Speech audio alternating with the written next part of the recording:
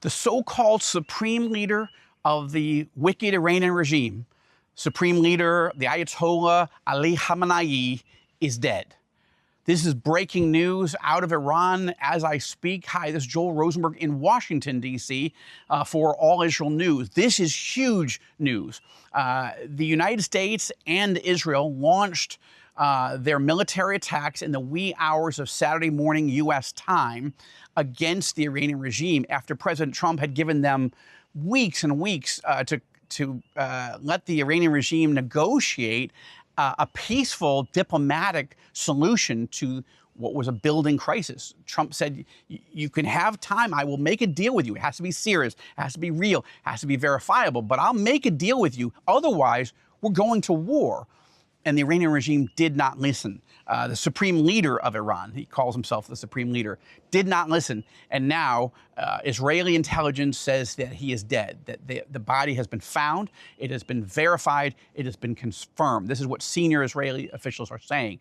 This is a big deal. This is a game-changing, transformative moment. This is the most consequential war in the modern history of the Middle East. You'd have to go back to the Iranian Revolution of 1979, when a moderate pro-American, pro-Israel Shah of Iran, a troubled and complicated leader was he, but nevertheless, he was deposed, fled the country with his family, and the then supreme leader, Ruhollah Khomeini, came to power on February 1st, 1979, and led the Islamic Revolution and created a terror center, not only terror against the United States, terror against Israel, terror against the Arab world, but against the Iranian people themselves. And so Ali Khamenei took over when Khomeini died in the late 1980s, and Khamenei is not just a radical Islamist, he's an apocalyptic Islamist. He is somebody running a death cult. Khamenei believed that that Israel was the little Satan, that the United States was the great Satan, the much bigger problem, and that it was his mission to destroy Israel, wipe it off the planet, and destroy the United States. Why Israel? Because it's the center, the epicenter of Judaism, which Khamenei hated, and the United States because it was the epicenter of Christendom, imperfectly though we are in both of those cases. But nevertheless, that's why Khamenei hated the United States and Israel so much and sought to build nuclear weapons and the missiles to deliver them and destroy both countries.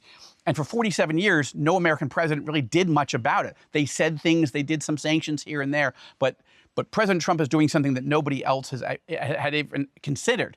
Now, what's interesting to me is that Khamenei, his death, comes when he knew he was going to be targeted. He knew that this attack was coming. And yet somehow Israeli intelligence found out exactly where he was. And what we believe now, as news is continuing to come out, and keep focusing on All Israel News as we continue to provide coverage from multiple directions here in Washington, back in Israel, and throughout the region. But what's interesting to me is President Trump and Prime Minister Netanyahu divided the target packages. Israel rather would go after the political and military leadership of Iran and focus on destroying the mobile missile launchers that would be firing missiles at Israel. That would be Israel's target package, their responsibility. The United States would take everything else, destroy what's left of the Iranian nuclear program, destroy the production facilities where Iran builds ballistic missiles, and take down so much more of the Iranian regime. But this is the combination. Now, why? This is very interesting. Why did the attack come in daytime on a Saturday morning in Iran? Iran's leaders expected a nighttime attack. They expected it wouldn't happen for a few more days. Secretary of State Marco Rubio, had just announced that he was going to Israel for consultations on Monday and Tuesday. And there seemed to be no evidence that, in the Iranian minds, that the attack was coming on a Saturday morning. Now, All Israel News, we reported that all the indicators that, to us, it suggested strongly that the attack was coming Friday night, Saturday, Sunday, soon. And in this case, we were right. But the Iranian regime didn't see it. And so what happened was the reason that the United States and Israel launched their attack in broad daylight is because Israel discovered that the Ayatollah and all his top leaders were gathering in a specific place, presumably to do strategy and find last-minute planning for how they were going to defend themselves. And the United States and Israel decided this was the moment. President Trump, Prime Minister Netanyahu ordered the attacks. And so far, they're going very, very well. Now, Israelis are struggling as their retaliation is coming fast and furious. Iranian ballistic missiles and suicide drones and cruise missiles. And Israelis have spent a lot of time, pretty much all Saturday, in bomb shelters. It's very difficult for all Israelis, particularly for children, particularly for the elderly and for special needs folks who are really discovering the trauma all over again that they went through for the last 2.5 years. It's been quiet for the last few months, and that's been good, but the war is back on. Now, every Israeli is determined to see this thing through.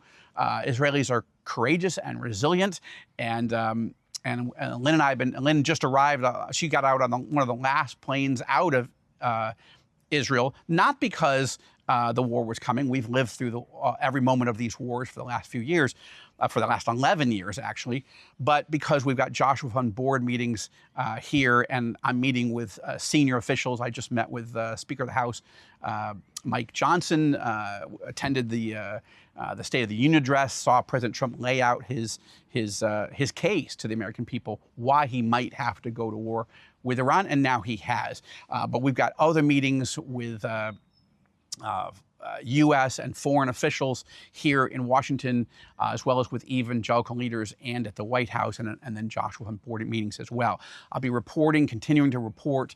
But I think the key question for me as we wrap this part up right now is the implications of Khamenei being gone.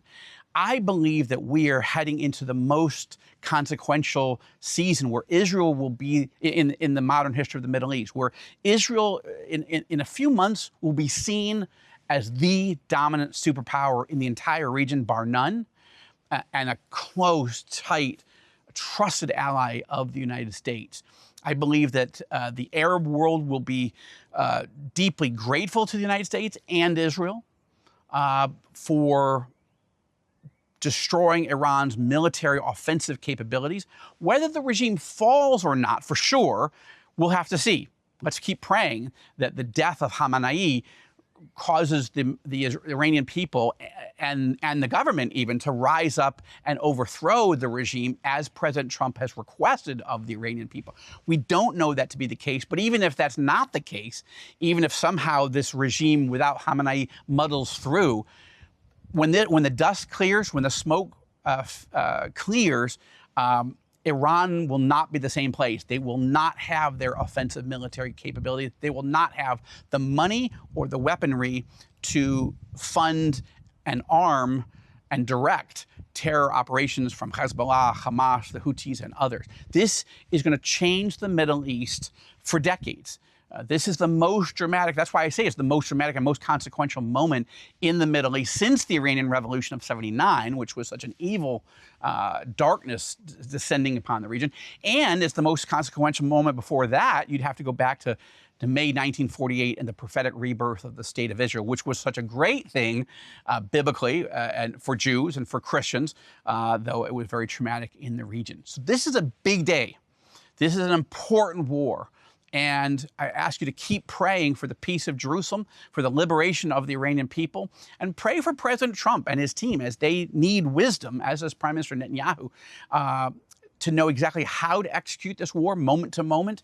Pray for U.S. and Israeli and our modern Arab ally soldiers and airmen, Marines, and all the rest as they fight. May God protect them and give them grace, favor, and victory. From Washington, this is Joel Rosenberg for All Israel News. Keep tuned to All Israel News to get the latest. We cover it from all angles. But right now, this is the big story of the 21st century so far, the death of the most wicked, most evil man on the planet, the so-called supreme leader of Iran, Ali Khamenei.